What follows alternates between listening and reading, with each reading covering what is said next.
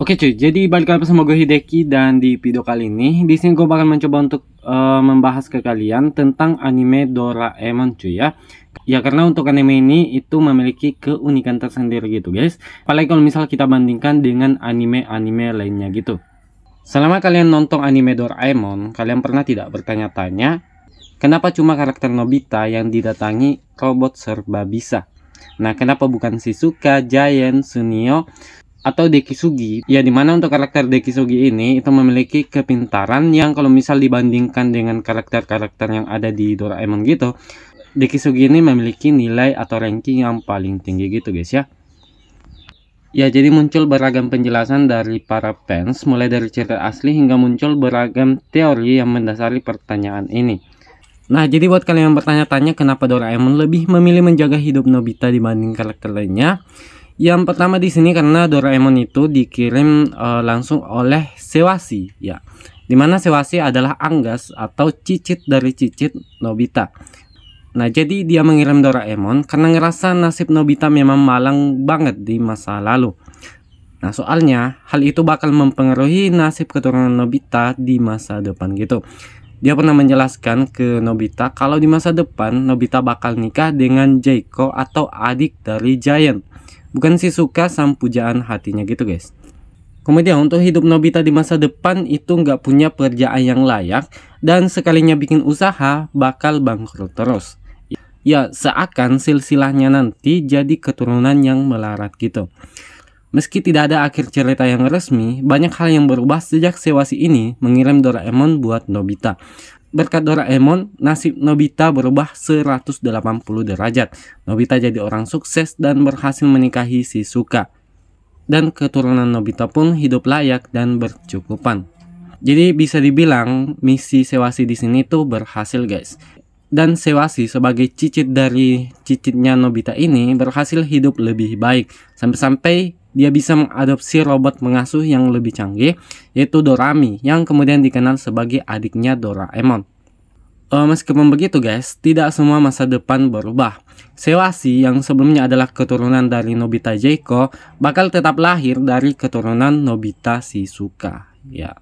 Oke, membahas tentang masa depan ini, dari masa depan ke masa lalu itu ada namanya perjalanan waktu. Mungkin di sini muncul di benak kalian, apakah perjalanan waktu itu legal ya? Jika bisa mengubah nasib dengan perjalanan waktu, kenapa tidak ada hukum yang mengatur hal itu? Memang, semua yang dilakukan Sewasi benar-benar mengubah nasib Nobita yang seharusnya menikah dengan Jaiko jadi menikahi Shizuka. Namun, bagaimana kalau usaha itu bisa saja mengaruhi eksistensi Sewasi? Bisa saja dong kalau Sewasi ini tidak lahir ke dunia. Jadi sejauh ini guys, cuma penjahat antar waktu yang jadi perhatian polisi. Mereka dianggap terlalu berbahaya karena berusaha mengubah masa depan umat manusia dengan menghancurin masa lalu mereka. Sementara usaha yang dilakukan oleh Sewasi ini memang tidak sepenuhnya buruk. Tapi pertanyaannya adalah apakah itu ilegal? Ya, kemungkinan bisa jadi ya guys ya. Ya karena selama ini guys, Sewasi ini diam-diam menyeludupkan robot kucing tersebut tanpa sepengetahuan orang-orang. Ya, dan pada kenyataannya adalah tidak semua anak-anak lain yang kedatangan robot dari masa depan. Hal ini memang tidak pernah dijelaskan secara gamblang oleh kreatornya, yaitu Fujiko F. Fujio. Dia sengaja tidak bikin akhir cerita dari kisah Doraemon ini secara jelas. Semuanya hanya disinggung dalam cerita pendek, seperti yang berjudul Of the Way from the Contour of the Future di tahun 2026. Kemudian Goodbye Shizuka-chan di tahun 1981. Kemudian Nobita's The Night Before a Wedding 1999.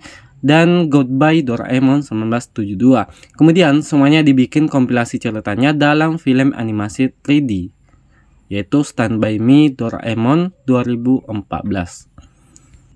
Banyak teori yang bermunculan tentang asal-usul dan akhir dari kisah serial ini guys. Salah satunya muncul teori dari penggemar yang dituangkan dalam karya manga menyerupai karya Fujiko F. Fujio. Saking kerennya, gambarnya mirip sekali.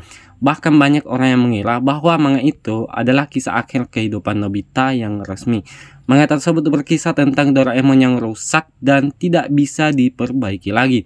Nobita yang merasa sedih berniat memperbaiki robotnya dengan segala cara.